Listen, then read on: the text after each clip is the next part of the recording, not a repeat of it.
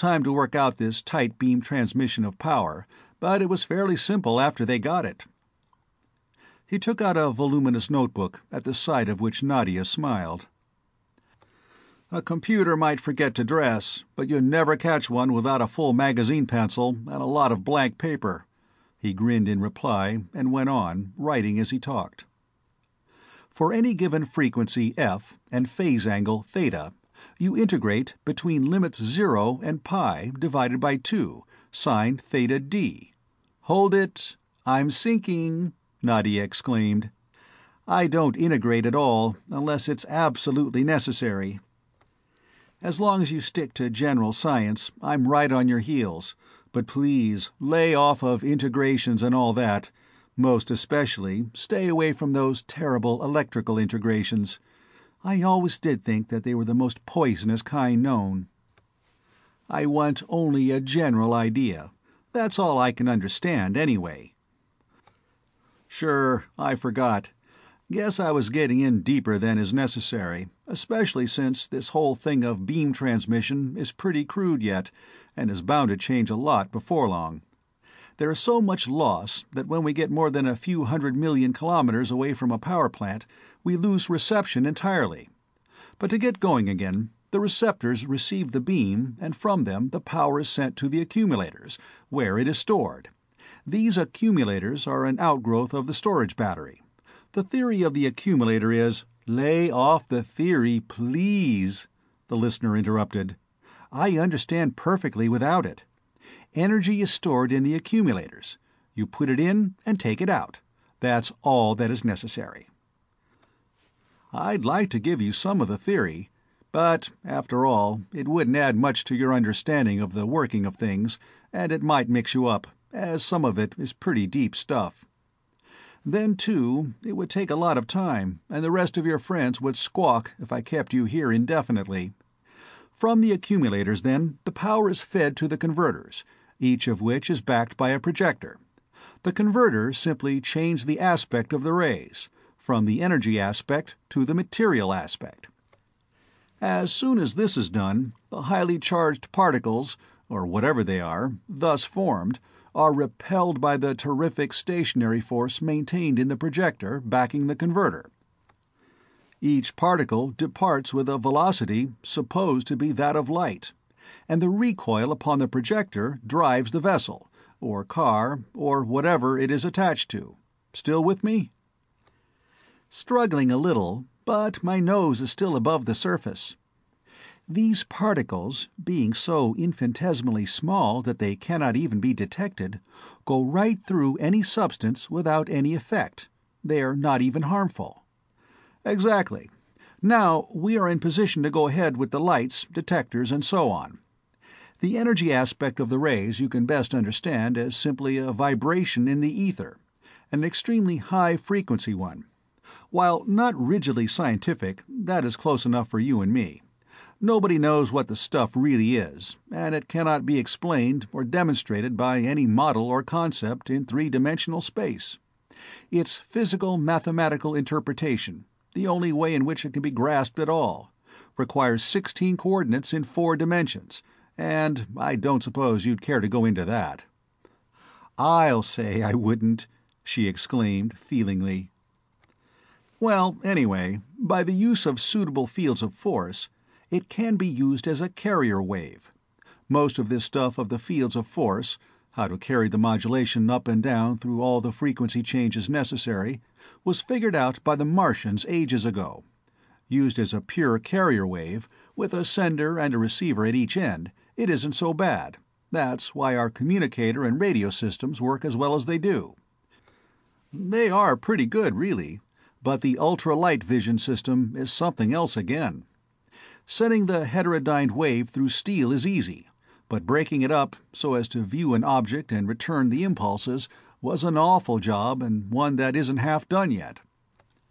We see things, after a fashion, and at a distance of a few kilometers, by sending an almost parallel wave from a twin projector to disintegrate and double back the viewing wave. That's the way the lookout plates and lenses work, all over the ship, from the master screens in the control room to the plates of the staterooms and lifeboats and the viewing areas of the promenades. But the whole system is a rotten makeshift and— "Just a minute!" exclaimed the girl. "I and everybody else have been thinking that everything is absolutely perfect, and yet every single thing you have talked about you have ended up by describing as unknown, rudimentary, temporary, or a makeshift. You speak as though the entire system were a poor thing that will have to do until something better has been found, and that nobody knows anything about anything. How do you get that way?" "By working with Brandon and Westfall. Those birds have got real brains, and they're on the track of something that will, in all probability, be as far ahead of Roser's rays as our present system is ahead of the science of the 17th century." "Really?" She looked at him in astonishment. "Tell me about it." "Can't be done," he refused. "I don't know much about it. Even they didn't know any too much about some of it when I had to come in. And what little I do know, I can't tell, because it isn't mine." "But you're working with them, aren't you?" "Yes, in the sense that a small boy helps his father build a house. They're the brains. I simply do some figuring that they don't want to waste time doing." Nadia, having no belief whatever in his modest disclaimer, but in secret greatly pleased by his attitude, replied, "Of course you couldn't say anything about an unfinished project. I shouldn't have asked. Where do we go from here?" "Down the lining of the hull, outside the passengers' quarters, to the upper dirigible projectors." And he led the way down a series of steep steel stairways, through bulkheads and partitions of steel. "One thing I forgot to tell you about, the detectors. They're worked on the same principle as the lights, and are just about as efficient. Instead of light, though, they send out cones of electromagnetic waves, which set up induced currents in any conductor encountered beyond our own shell. Since all dangerous meteorites have been shown to contain conducting material, that is enough to locate them, for radio finders automatically determine the direction, distance, and magnitude of the disturbance, and swing a light on it. That was what happened when the light swung toward us back there in the prow." "Are there any of those lifeboats that I've heard discussed so much lately near here?" asked the girl. "Lots of 'em. Here's one right here." And at the next landing he opened a vacuum-insulated steel door, snapped on a light, and waved his hand. "You can't see much of it from here, but it's a complete spaceship in itself, capable of maintaining a dozen or 15 persons during a 2 weeks' cruise in space." "Why isn't it a good idea to retain them? Accidents are still possible, are they not?" "Of course, and there's no question of doing away with them entirely. Modern ships, however, have only enough of them to take care of the largest number of persons ever to be carried by the vessel." "Has the Arcturus more than she needs?" "I'll say she has, and more of everything else except room for payload." "I've heard them talking about junking her. I think it's a shame." "So do I, in a way. You see, I helped design her and her sister ship, the Sirius, which Brandon and Westfall are using as a floating laboratory. But times change, and the inefficient must go. She's a good old tub, but she was built when everybody was afraid of space, and we had to put every safety factor into her that we could think of.